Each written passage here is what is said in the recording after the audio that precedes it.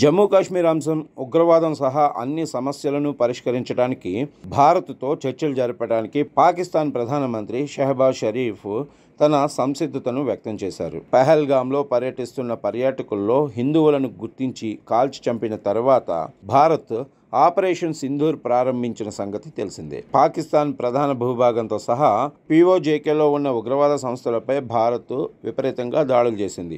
ఆ తర్వాత రెండు దేశాల మధ్య 5 రోజుల పాటు సైనిక ఘర్షణ జరిగింది. తరువాత పాకిస్తాన్ తెల్ల జెండా ఎగరవేయడంతో పాకిస్తాన్తో యుద్ధం ముగిసింది. సౌదీ యువరాజు మహమ్మద్ బిన్ సల్మాన్తో పాకిస్తాన్ ప్రధాని షరీఫ్ మాట్లాడారు. ఈ సందర్భంగా ఆయన ఈ వ్యాఖ్యలు చేశారు. జమ్మూ కాశ్మీర్, నీరు, వాణిజ్యం, ఉగ్రవాదం వంటి అన్ని పరిష్కృతంగా ఉన్న సమస్యలపై భారత్తో చర్చలు జరపడానికి సిద్ధంగా ఉన్నట్లు రేడియో పాకిస్తాన్ నివేదించింది. సౌదీకి కృతజ్ఞతలు.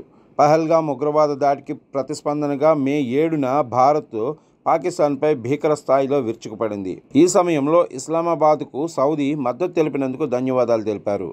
ఈ దాడులతో 4 రోజుల పాటు జరిగిన ఘర్షణలు మే 10న నిలిపివేశారు. పాకిస్తాన్తో చర్చలంటూ జరిపితే కేవలం పీఓకే స్వాధీనంపై మాత్రమే అని భారత్ ఇప్పటికే స్పష్టం చేసింది. ప్రధానమంత్రి నరేంద్ర మోడీ చెప్పినట్లుగా ఉగ్రవాదం చర్చలు కలిసి సాగలేవు, నీరు, రక్తం ప్రవహించలేవని న్యూఢిల్లీలో మోడీ చాలా సందర్భాల్లో ప్రకటించారు. పాకిస్తాన్ సరిహద్దు ఉగ్రవాదానికి మద్దతు ఇవ్వటం మానుకునే వరకు సింధు జల ఒప్పందం నిలిపివేస్తామని విదేశాంగ మంత్రి రణ్ధీర్ జైస్వాల్ అన్నారు. పశ్చిమాసియాలో మారుతున్న పరిస్థితి గురించి షరీఫ్, సల్మాన్ మాట్లాడుకున్నారు. ఇరాన్, ఇజ్రాయెల్ వివాదం తక్షణం నిలిపివేయాలని రెండు దేశాలు చర్చలు దౌత్యపరంగా సమస్య పరిష్కరించుకోవాలని అన్నారు.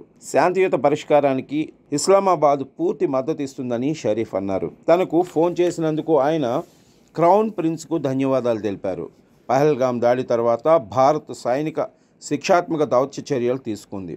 వాటిలో కీలకమైన సింధు జల ఒప్పందాన్ని నిలిపివేయటం, పాకిస్తాన్తో అన్ని వాణిజ్యాలను నిలిపివేయటం వంటివి ఉన్నాయి. ఈ ఒప్పందం ప్రకారం తన వాటా నీటిని మళ్లించడానికి చేసే ఏ ప్రయత్నమైనా యుద్ధ చర్యగా పరిగణించబడుతుందని గతంలో ఇస్లామాబాద్ బెదిరించింది.